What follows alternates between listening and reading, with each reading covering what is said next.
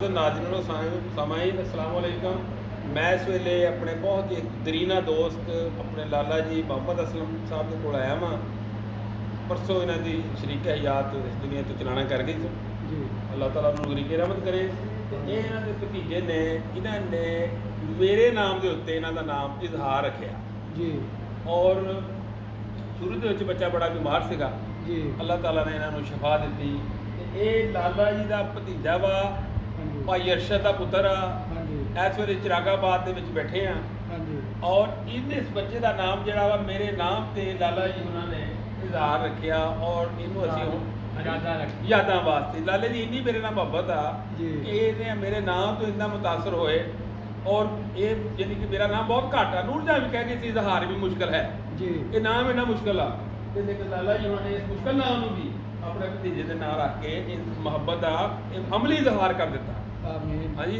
और अल्लाह ताला की रहमत माशाअल्लाह शफायाब होए रहमत अल्लाह ने की हुण भी लाले दे नाल बांह बेटी ने इन्हां दा दीबीदारा करते हैं डेरे के सारे काम कार करते हैं।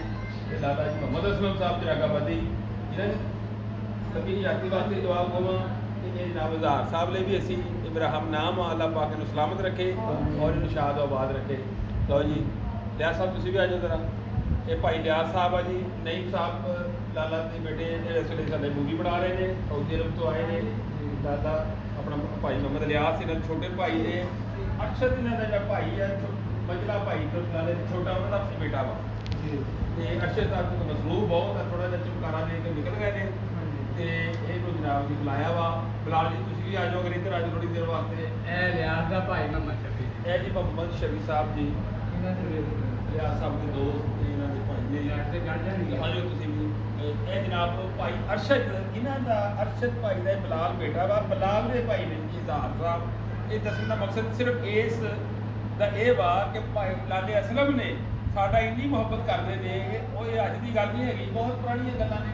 इस बच्चे का नाम इन्होंने इजहार रखा सी तो मैं समझदा कि मेरे तो कोई इस बंदे ने मुहब्बत का इजहार किया वो लाला असलम साहब असी दोनों वास्ते बिलाल साहब वास्ते भाई अरशद की फैमिली वास्ते भाई रियाज फैमिली वास्ते इन्होंने सारे वास्ते दुआ गो अल्लाह पाक इन्हें सलामत रखे शादाबाद रखे जी। इस तरह खेडते हैं।